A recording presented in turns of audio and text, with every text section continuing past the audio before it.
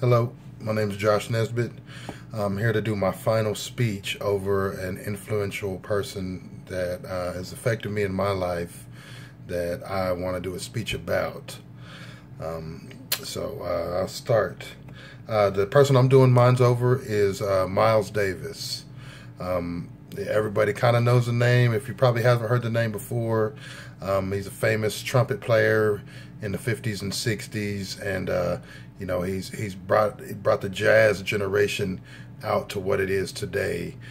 He's been very influential over a lot of big names in the industry, and he's someone that's really revered, as a musician these days. So that's one thing that I do love about him is it just came from the soul every time that he played. So I have a couple albums that I'm going to show you in a second, but I'll start with some of his background also.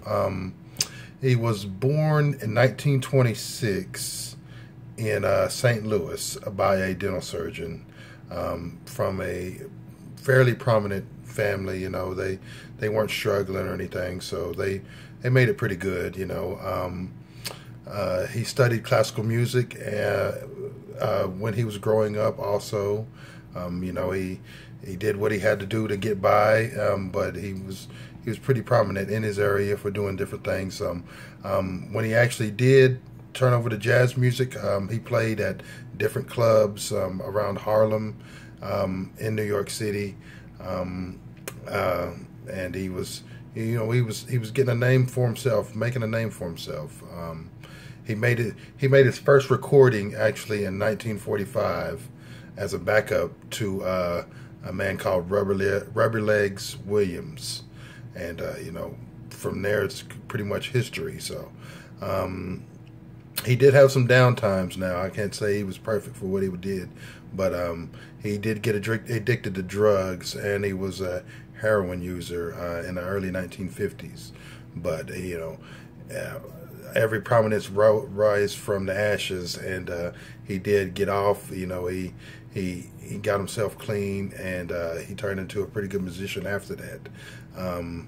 It was only a couple years in there where he actually did that, so he was great at what he did, and you can't fault him for all his wrongdoings. So let me see.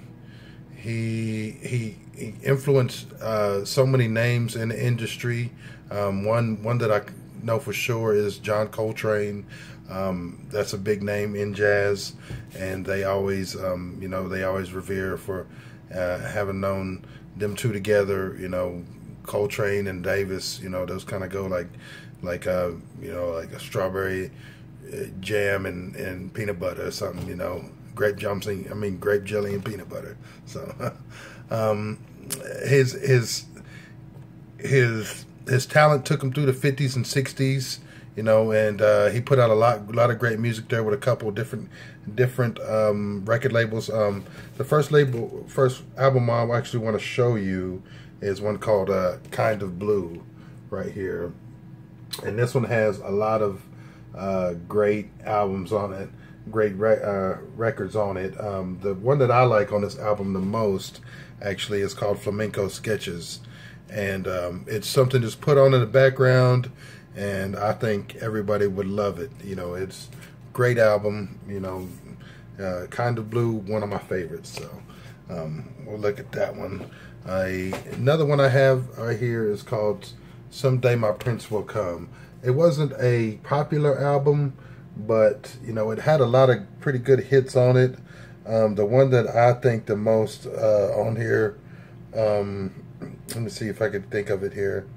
I Thought About You. Yeah, this one here, it's a pretty good album. It's something that he made in his Columbia days, actually, in the Columbia days. So he made a lot of good stuff for him, and this is one of the good albums there. So Birth of the Cool is the next one that is a very good album.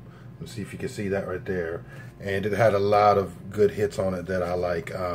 One's called Move, and another one's called Budo. And both of those are great records. You can't say nothing bad about them at all. If you want to go check all these out, these, you know, I'm sure you could YouTube them, you know, or Pandora. You know, you could go to Pandora or Spotify and just look up Miles Davis Radio and, you know, sit back and enjoy, because it's very easy listening, you know, and, you know, he's one of the greatest that's ever been out there for it. So let me see. We'll go on to another one here. This one here is also during his Columbia days. It's called Porgy and Bess. Now, this had a song on it that was pretty good. I liked. There was a couple on here that I liked. One was called Summertime. Summertime, probably one of his best, I believe. You know, I really liked that. And this was, you know, Columbia days. He couldn't go wrong during the Columbia days, really. So, you know. And the last one I wanted to show you was this one here. It's called Roundabout Midnight. And this here was a controversial album just because this was during the time that he was doing drugs, and he kind of went, you know, everybody says that he was just he was different with his style. So, you know, it didn't sound great when he was recording it, and everybody said, well, what are you doing at this time? So, you know, everybody takes its toll, and, you know, he went through his ups and downs, but he made it out the other side. One of the greatest musicians that I've ever heard, you know, and if anybody wants to go check him out, like I said, YouTube, Pandora, Spotify, all these different sites, you can check him out, you know. Just go, you know, check out his track list. He's awesome, very awesome person. So, you know, that's all I want to tell with y'all today, you know, show y'all, was one of the most influential people that I know, you know, Miles Davis. So I appreciate your time. Thank you.